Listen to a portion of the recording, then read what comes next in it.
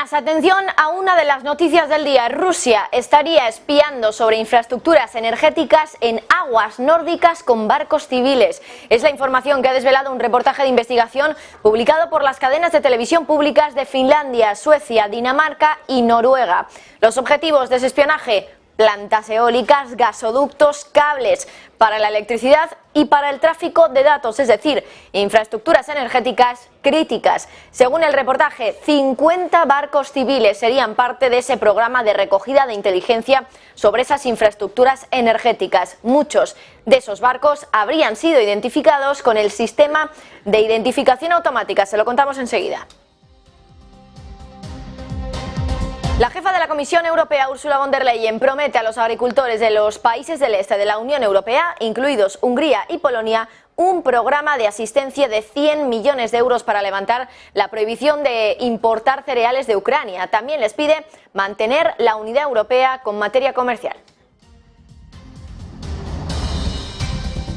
Las autoridades búlgaras se unen a la prohibición temporal a las importaciones de alimentos de Ucrania, pero van a permitir, eso sí, el tránsito. Lo ha confirmado en una radio local el primer ministro interino de Bulgaria, Gilip Donev. Se lo contamos también enseguida. Comienza ya el informativo.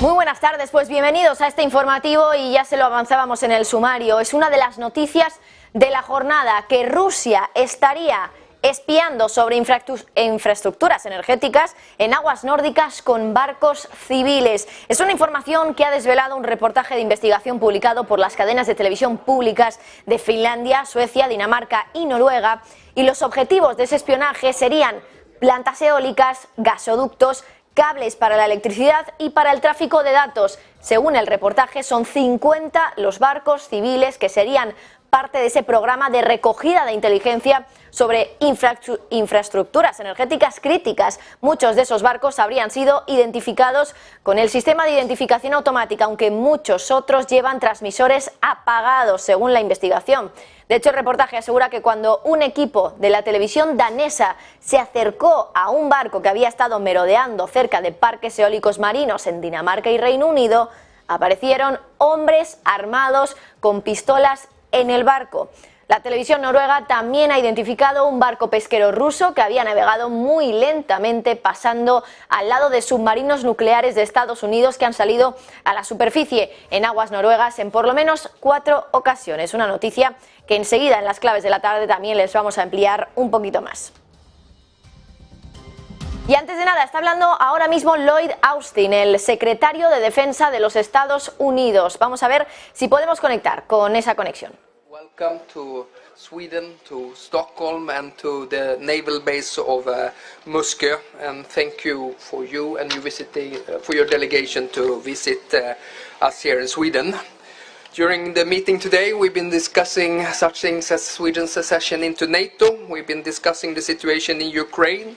We've been discussing the connection between the security situation in the Euro-Atlantic area and also the Indo-Pacific. In addition, we've also been discussing, of course, bilateral defense cooperation.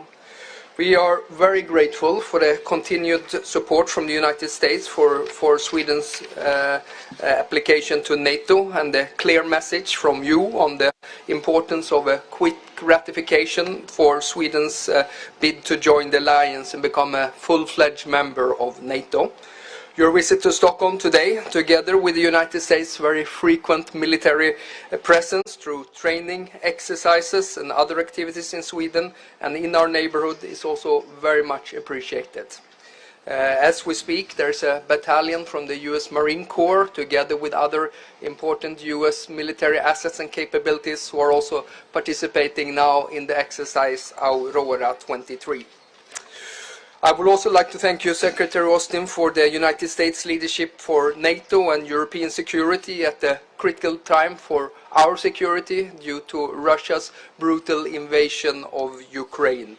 I think that a strong transatlantic link is indispensable for Europe's security and also for handling challenges such as China and Russia.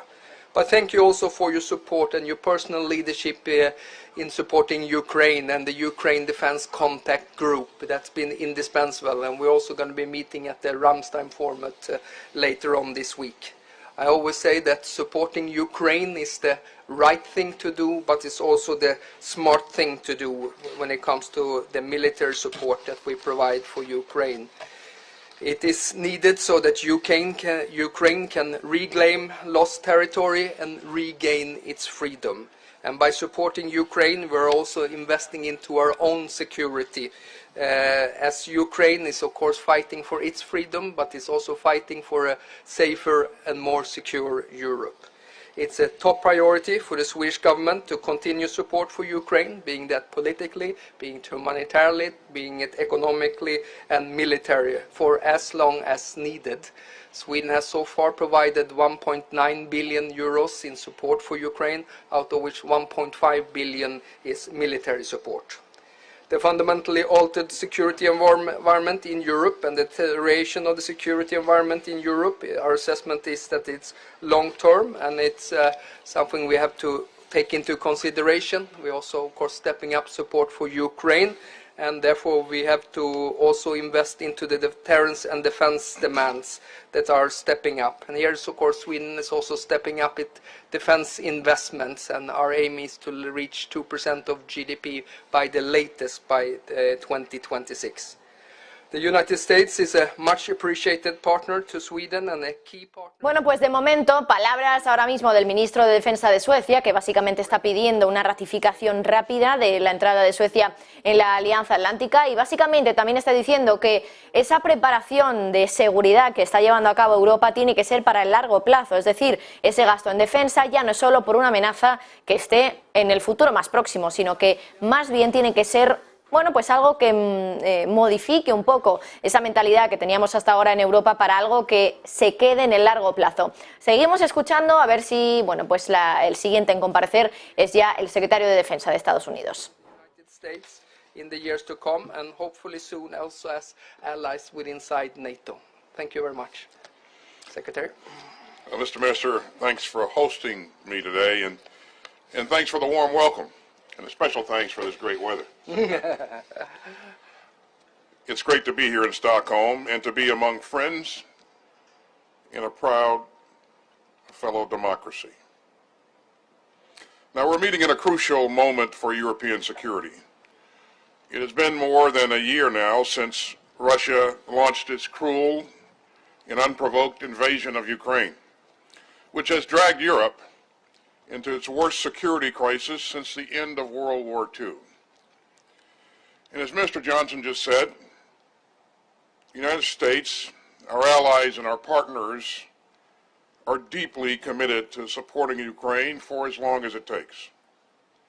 And Sweden has shown tremendous leadership in rushing security assistance to Ukraine. So thank you for your invaluable contributions to Ukraine's fight to live in freedom. Now the ties between Bueno, pues de momento mensajes que hemos escuchado ya en otras ocasiones, diciendo el secretario de Defensa de Estados Unidos que es un momento crucial para la seguridad europea y que, bueno, además estamos ante la crisis de seguridad en Europa, bueno, que es la peor desde que acabó la Segunda Guerra Mundial. Además también ha dicho que Estados Unidos está muy comprometido para seguir apoyando a Ucrania. Bueno, recuerden que es muy importante, desde luego, la comparecencia de estos dos. Por un lado, el ministro de Defensa de Suecia, que es uno de esos países que hemos dicho hoy que está involucrado, o por lo menos su cadena de televisión estatal está involucrado en esa investigación que asegura que Rusia está utilizando barcos civiles para espiar infraestructuras energéticas. Y luego, por otro lado, tenemos al secretario de Defensa de Estados Unidos, que al final es el jefe del Pentágono, y ya saben, el Pentágono pues ahora está en el punto de mira por el hecho de ser, pues bueno, ese lugar de donde han emergido la filtración de esos documentos tan importantes sobre información clasificada allí. Vamos a ver si dicen algo sobre estos dos temas el secretario de Defensa de Estados Unidos y su homólogo en Suecia. We fully anticipate that Sweden will be a member of NATO by the time of the Vilnius summit in July. And to underscore our deep support, the department has increased the number of ship visits and bomber task force missions and high-level engagements with Sweden. And we're doing all of this for a simple but important reason. Sweden's membership in NATO is going to mean a stronger alliance and a more secure Europe. As I've seen firsthand on this trip, the Swedish armed forces are an exceptionally capable and highly professional fighting force. And Sweden's troops and capabilities will enhance NATO's operations to deter conflict, including in the Baltic Sea region. And that brings me to my second point, the second important step forward that Sweden has taken. We're looking forward to completing the negotiation of our U.S.-Swedish Defense Cooperation Agreement, and once that agreement is finalized, it will allow for closer and deeper defense cooperation between our democracies. Mr. Minister, Sweden is already one of our strongest and most capable partners. I look forward to very soon calling Sweden an ally. So it's great to be here with you, and thanks for being a great host. And with that, I guess we'll take some questions. I guess we do. Thank you very much, Mr. Secretary, and I think we stand ready to take any questions. And I think, Comienzan ya las preguntas, de nuevo mensajes del secretario de Defensa de Estados Unidos bastante, bueno, pues conocidos ya, son repeticiones básicamente de lo que hemos escuchado previamente, diciendo que, bueno, pues que si Suecia entra en la OTAN va a significar una alianza mucho más segura, que además podría ampliar también esa seguridad en la zona del Mar Báltico, y también ha dicho que Suecia es uno de los socios más importantes y más fuertes de Estados Unidos. Vaya con las preguntas, muchos temas que pueden, bueno, pues ser sujeto a esas preguntas. Vamos a ver con qué van ahora. I'm a full member of NATO. Your administration has given us what they call security guarantees. Can you please reaffirm these guarantees from the US? And can you please describe how extensive they are? Does it mean that American troops would come to Sweden, if Sweden would be attacked? And a follow-up question on that is, for how long will these guarantees maintain now that Turkey and Hungary has decided not to let us join NATO yet? Thank you very much. Well, I don't want to speculate on any hypotheticals, but what I would tell you is that Sweden is an important partner to us, and you've seen evidence of that over the years, the many years that we've joined you and exercising with you. Our troops have worked together to increase interoperability and modernize our forces. And I want to applaud what you've done to date in your efforts to continue to modernize. I think it's very, very impressive. Sweden, as you just heard me say a couple of minutes ago, adds significant value to NATO, and we look forward to Sweden joining NATO. So what you've seen over the last several years, and most importantly over the last year, is an increased number of port visits by our Navy and our ships working together. You've seen a number of our aircraft work alongside your aircraft. You've seen visits by our senior leadership, and we'll continue to do those kinds of things going forward. So Sweden will remain a partner for us forever, and so again, I don't want to forecast any timeline in terms of troop deployments or engagements or that sort of business, but I will just tell you that we will continue to do what you've seen us do here over the last several years, and especially the last. The goal being for Sweden to join NATO by the NATO summit this July. How confident are you that that can happen?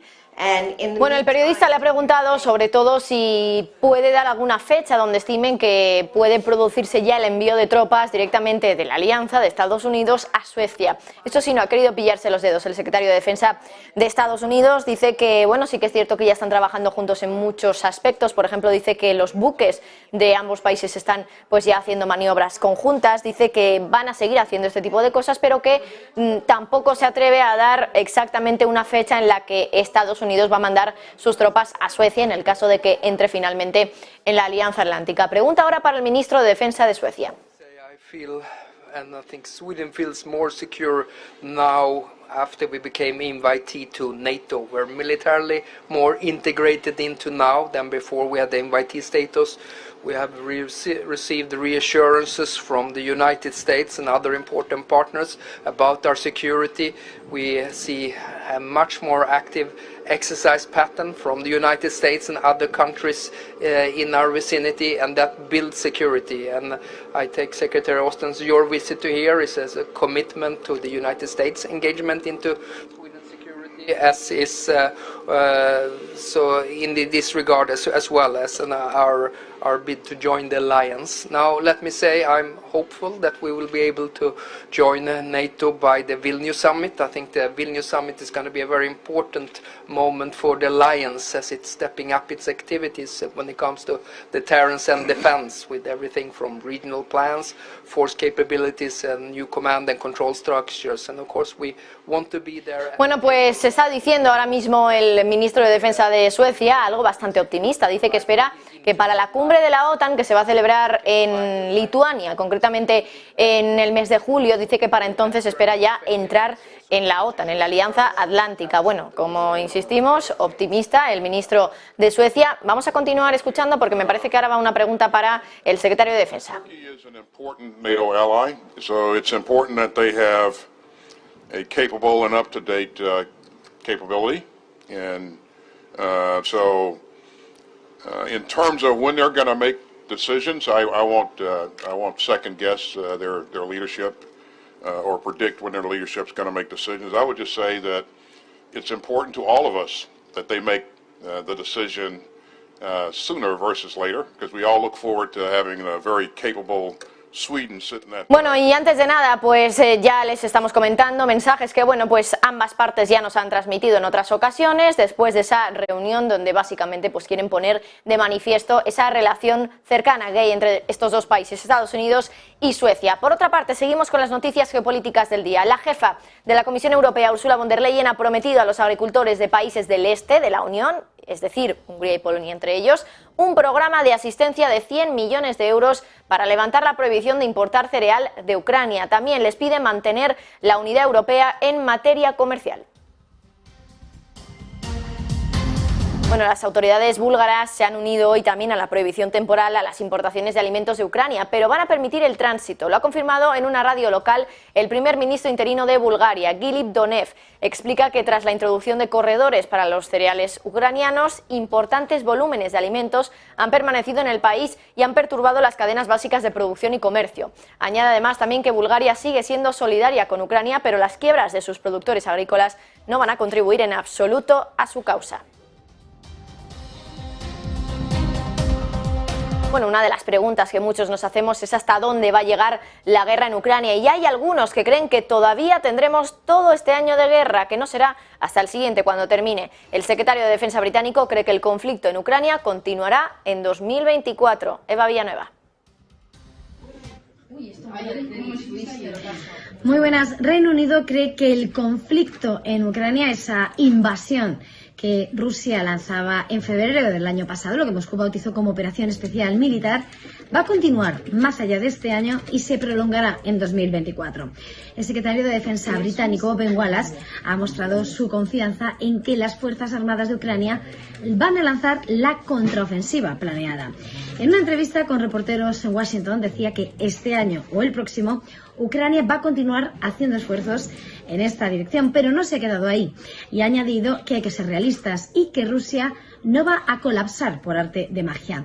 Antes justo de estas declaraciones, la revista Newsweek informaba de que Estados Unidos y sus aliados están preparando activamente a las Fuerzas Armadas ucranianas para la contraofensiva de primavera, que está prevista presumiblemente para el 30 de abril. Unas informaciones, una fecha que se desprendería de esos documentos clasificados del Pentágono que han sido filtrados a Internet.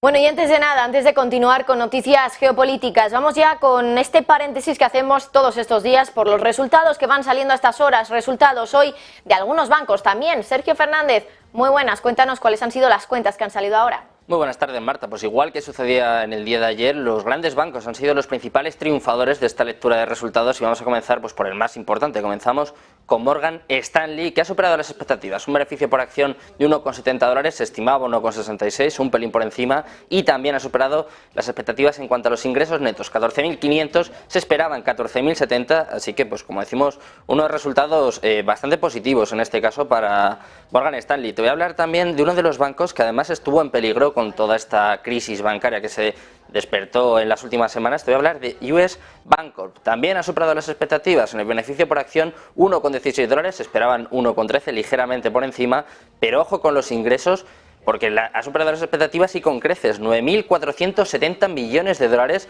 han tenido en este primer trimestre y se esperaban 7.160, así que prácticamente un 30% por encima de las estimaciones. Vamos a terminar con ASML Holding, que también ha batido las expectativas, también con creces, en este caso un beneficio por acción de $5,31, se esperaban 4,59, y en cuanto a los ingresos, 7.240 millones de dólares, se esperaban 6.730, así que de momento, Marta, todos los resultados que hemos tenido el día de hoy bastante positivos, pero igual que sucedió ayer, los grandes bancos han sido los principales triunfadores. Bueno, pues efectivamente parece que los grandes son los que han ganado, ¿no?, con esta crisis y con este pánico bancario. Muchísimas gracias, Sergio. Vamos ya con otra información, ahora sí que tiene que ver con geopolítica. De nuevo, hoy Bloomberg desvela que Rusia está preocupada por la dependencia que tiene sobre China después de las sanciones de Occidente. La agencia de noticias asegura que hace 10 meses varios altos funcionarios rusos lanzaron la alerta de que había riesgo de ser demasiado dependiente de las tecnologías chinas después de que las sanciones le cortaran el acceso a otros suministradores. Una investigación que llega desde dentro del Ministerio de Comunicaciones y Medios de Comunicación rusos asegura que algunos funcionarios están preocupados de que empresas chinas como Huawei puedan dominar el mercado ruso y suponer un riesgo para la seguridad y las redes de Rusia. Dice Bloomberg que desde Europa hay quienes han podido ver esos documentos del Ministerio ruso y que aseguran que sugiere que Rusia se ha quedado aislada porque no puede producir tecnología avanzada dentro de sus fronteras. Esa investigación cita preocupaciones sobre los semiconductores, dispositivos de red y la electrónica como focos de vulnerabilidad.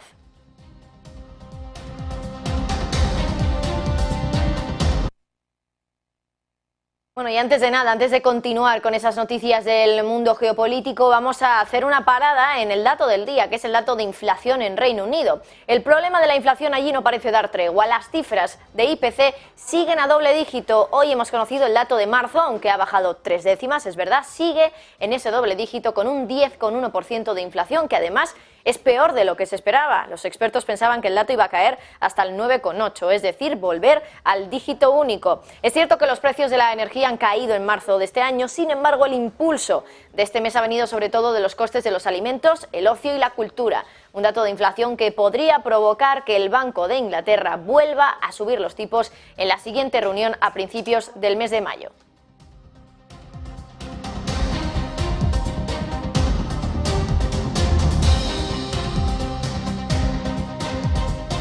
Bueno, pues queremos analizar un poquito más en detalle este dato de inflación en Reino Unido y explicarles a ustedes por qué que siga en un 10,1%, que siga a doble dígito, es especialmente preocupante para una de las economías más grandes del mundo. Tenemos a Javier del Valle y a José de la Morena para explicarnos en detalle cuáles son pues esas aristas que hay, variables dentro del dato de inflación en Reino Unido que hacen que nos preocupemos tanto. Javier del Valle, José de la Morena, muy buenas.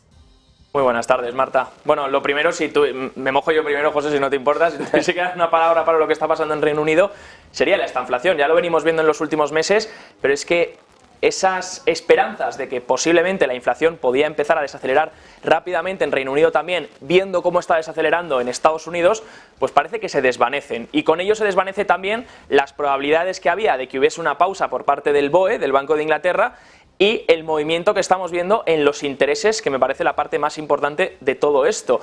Los grandes tenedores de bonos están vendiendo, los gilts están vendiendo los bonos durante el día de hoy. Estamos viendo, de hecho, el rendimiento del 10 años del gilt, del bono de Inglaterra, subir hasta el 3,85%. Se están deshaciendo de los bonos porque piensan que el BOE, ahora mismo los swaps así lo determinan, tendrá que llegar hasta el 5% de tipos de interés para noviembre de este año, Marta. ¿Y eso en qué se traslada? Pues tipos más altos. Recordemos que en 2022 el tipo más alto al que llegaron los gilts, el bono de Inglaterra, a 10 años, fue del 4,4%. Ahora están en el 3,85%.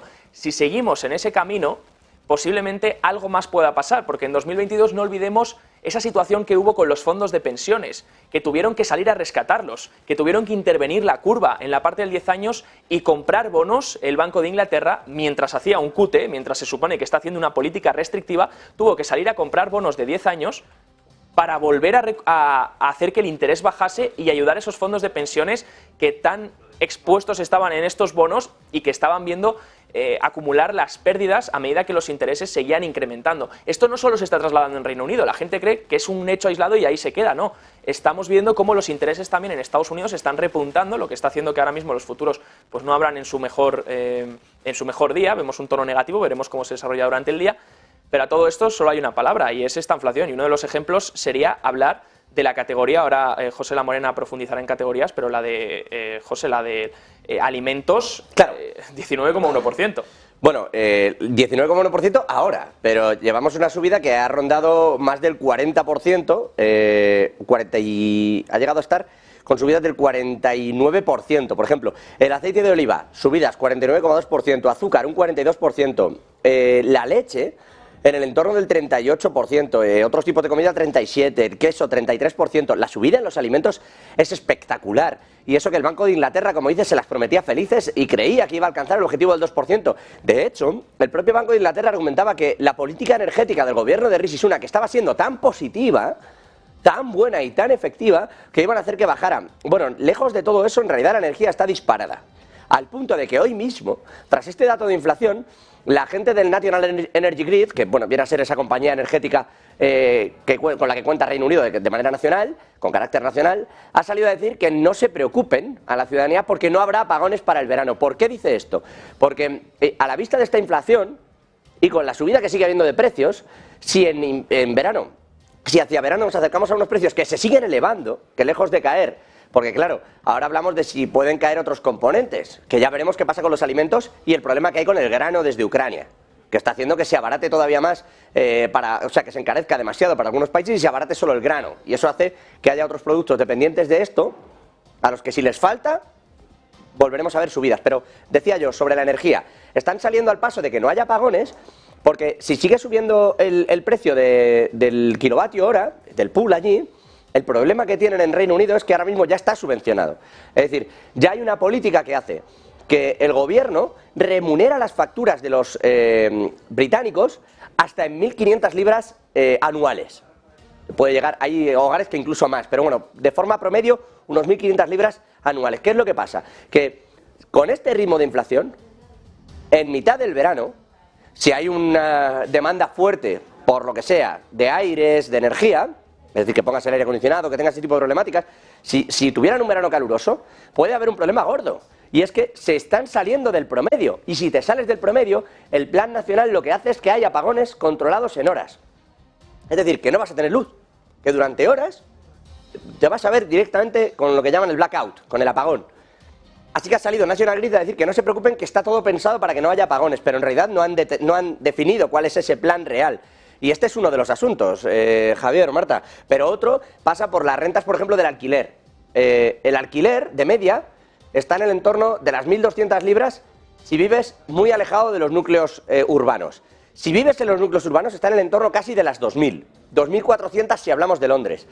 Teniendo en cuenta que el salario promedio está en el entorno de los 4.000, hablamos de más del 50% o del entorno del 50% más o menos, que hay que destinarlo solo al pago del alquiler. Un alquiler que ha subido en el último año más de un 20%.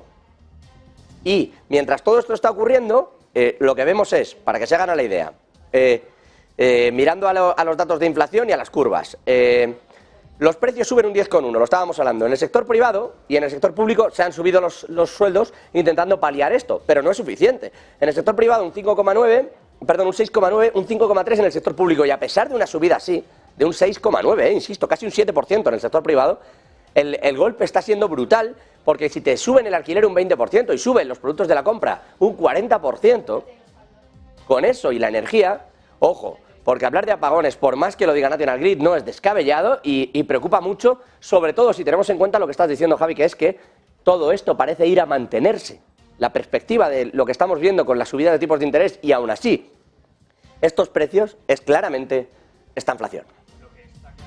José, es que claramente el BOE tendrá que hacer más que no es suficiente lo que está haciendo. Y el FMI, recordemos que publicó las proyecciones de crecimiento mundial menos 0,3, disculpa, se espera de crecimiento real para 2023 para Reino Unido. La diferencia de Estados Unidos, no tienen el flotador que tiene Estados Unidos, no tienen la economía nominal, en términos nominales, que está teniendo Estados Unidos, donde estamos viendo el PIB, ahora mismo se espera por encima del 2% para el primer trimestre del año. Así que habrá que ver cómo, por supuesto, todo esto lo soluciona el BOE, que tendrá que apretar más en un entorno complicado. Marta. Pues Javier del Valle, José de la Morena, muchísimas gracias por ese análisis en profundidad de un dato que se ha quedado en el doble dígito y que preocupa desde luego y mucho en la economía. Mientras tanto hacemos una breve pausa y volvemos porque todavía tenemos muchos temas que contarles en este informativo de Negocios Televisión.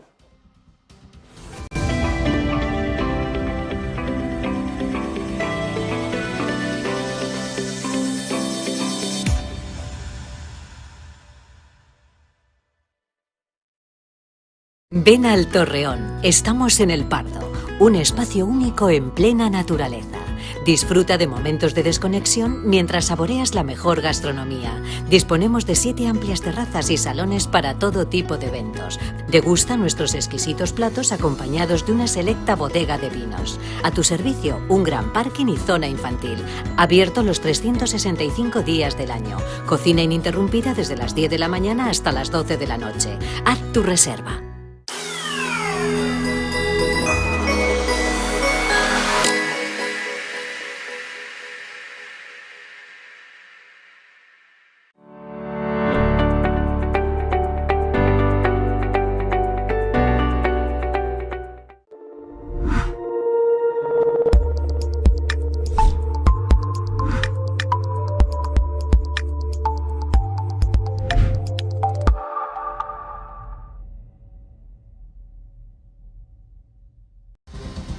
Bueno, y seguimos con la geopolítica. Recuerden que el envío de armas o el posible envío de armas de China a Rusia es algo que, bueno, pues tiene desde luego a Occidente con el punto de mira ahí puesto. Y ojo porque hoy hemos conocido que China descarta mandar drones a Rusia para utilizarlos en Ucrania. Sergio Fernández.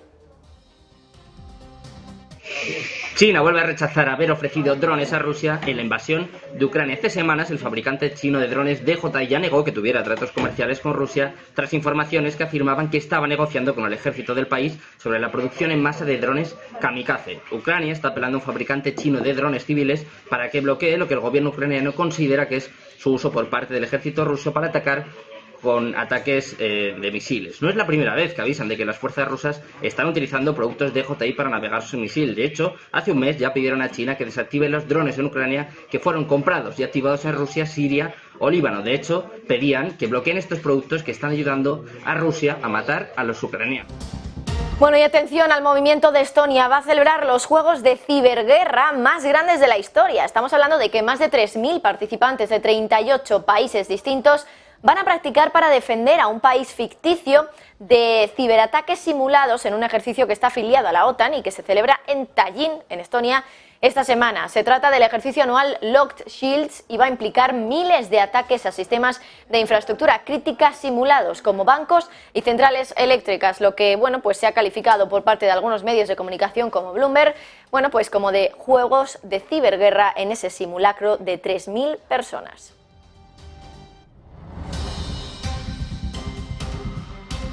Alemania ordena la renovación de 143 de sus tanques Puma después de que un incidente en diciembre hiciera que 18 tanques fallaran durante un ejercicio militar. Rheinmetall, la compañía, ha anunciado que se le había pedido a la empresa conjunta entre esta y Krauss-Maffei-Wegmann que modernizaran los tanques para el año 2029. El precio que le va a pagar el gobierno son 770 millones de euros. Los nuevos tanques van a estar equipados con sistemas de cámaras de alta resolución, con visión diurna y nocturna y sistemas de misiles guiados por luz multifunción. Además, se va a integrar equipos de radio digital. Bueno, vamos ya con algunos temas más económicos. Por ejemplo, el techo de deuda en Estados Unidos. Biden no está por la labor de ceder ante las condiciones de los republicanos para aprobar el techo de deuda en el Congreso. Ayer el presidente de Estados Unidos dijo que las propuestas de los republicanos de recortar beneficios para la clase trabajadora iban a causar caos económico. Sergio Fernández. El presidente Joe Biden criticó las propuestas que ofreció el presidente de la Cámara de Representantes, Kevin McCarthy, y dijo que el plan republicano reduciría los beneficios para las clases media y trabajadora, además de provocar un caos económico. Por otra parte, hizo un llamado a McCarthy y a los republicanos para que eliminen la amenaza de suspensión de pagos y publiquen un presupuesto que describa sus planes de impuestos y gastos. Biden dijo que la Cámara votaría en las próximas semanas sobre una propuesta para elevar el techo de deuda hasta 2024, por eso sí, con nuevos recortes de gastos adjuntos. Aunque el discurso pretendía tranquilizar a los mercados e inversores acerca de que el Partido Republicano se estaba tomando las negociaciones muy en serio, no está claro si McCarthy tiene los votos. Y atención a lo siguiente, un informe asegura que Occidente está haciendo toda una lavandería, así lo califican en el informe, blanqueando el petróleo que tienen sancionado de Rusia. Es decir, este informe explica cómo la coalición de tope de precios está blanqueando el crudo que viene de Rusia en terceros países, los países occidentales, que ya saben han prohibido en gran medida las importaciones de petróleo de Rusia, han importado, según este informe, 42.000 millones de euros en productos derivados del crudo de países que han aumentado sus importaciones de petróleo de Rusia en los últimos 12 meses. José Antonio Binder. Muy buenas, pues era un secreto a voces que Rusia estaba haciendo algo para llevar igual el petróleo a los países europeos, pero recorriendo medio mundo, el think tank que ha estudiado este movimiento y sobre todo que nos ha puesto encima de la mesa como es el flujo, es el Centro de Investigación sobre Energía y Aire Limpio, CREA, en sus siglas en inglés, que acaba de poner encima de la mesa un informe en el que habla de unos países lavandería que le estarían sirviendo a Rusia para sacar, sobre todo para poner en el mercado europeo todo el flujo de petróleo que ya se veía que estaba haciendo un camino alternativo. Ojo, porque hay dos cuestiones clave. Una es que todo el flujo que se ha perdido en Europa lo han asumido estos países lavandería, han cogido ese flujo de petróleo y lo están mandando hacia Europa y hacia otros países, no solo Europa, ojo, porque en ese entorno también estaría, por ejemplo, Estados Unidos, con un porcentaje muy pequeño. Esos países son China, India, Turquía, Emiratos Árabes Unidos y Singapur. El valor total de sus importaciones de petróleo ruso en este entorno dice, en este informe dice que son de 74.800 millones de euros durante los 12 meses transcurridos desde el inicio de la guerra de Ucrania. Conforman el 70% de todas las compras de petróleo crudo de Rusia, sustituyendo perfectamente, completamente, las compras que realizaban desde países de la Unión Europea antes de la guerra. Es decir, estos países lavandería le han blanqueado el petróleo, aunque el consumidor europeo en su depósito ahora piensa que no es petróleo ruso, pero precisamente aunque el refino se haga fuera de Rusia, se hace con el crudo ruso. El informe de Laundromat que ha publicado CREA, en sus siglas en inglés, lo que pone de relieve es que ha conseguido hacer un tránsito perfecto. Por ahora, según este informe, Rusia habría conseguido evadir todas las sanciones para conseguir llevar ese petróleo a Europa, saltándose las sanciones y consiguiendo un cambio prácticamente perfecto. ¿Cómo? Sobre todo a través del comercio marítimo, a través de su propia flota. Algo que también se estaba viendo y que ahora este think tank nos presenta que se ha hecho con ese camino, recorriendo muchos más kilómetros, pero consiguiendo llevar el mismo refino al mismo lugar donde se estaba enviando antes de las sanciones.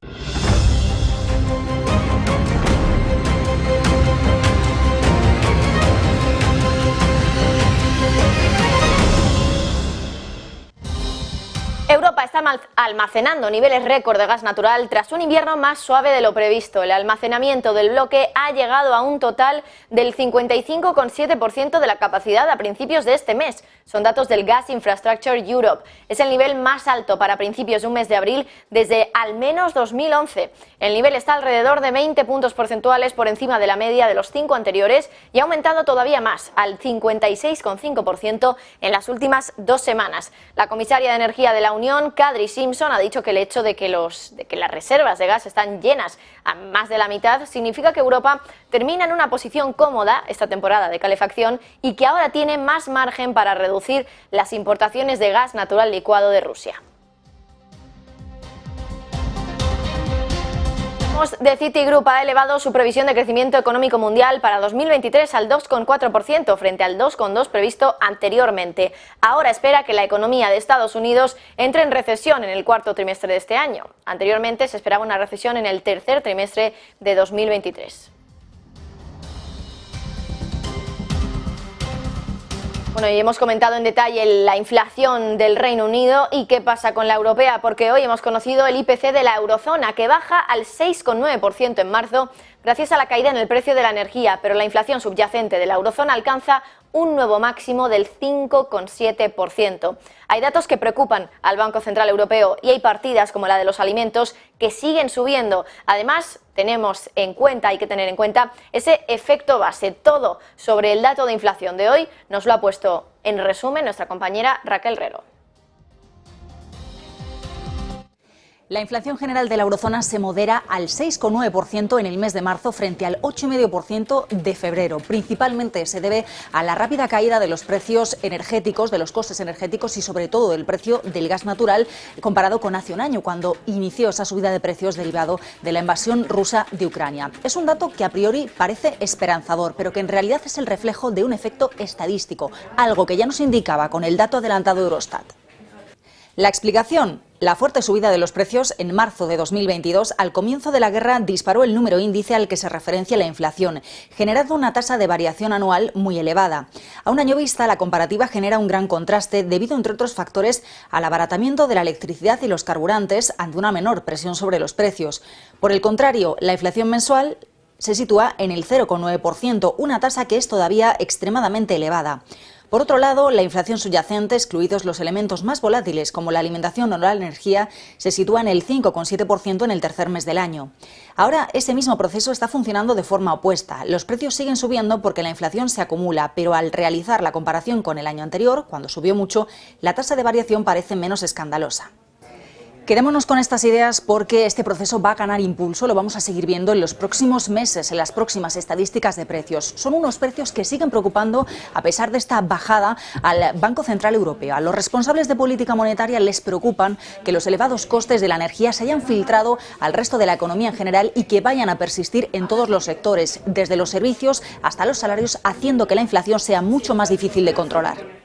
Entre las cifras que preocupan, la inflación de los servicios, ahora en el 5,1%, y la de los alimentos, que sigue acelerándose y que tiene un impacto sobredimensionado en la percepción de la inflación por parte de los consumidores, lo que podría cambiar el comportamiento del gasto y presionar las demandas salariales.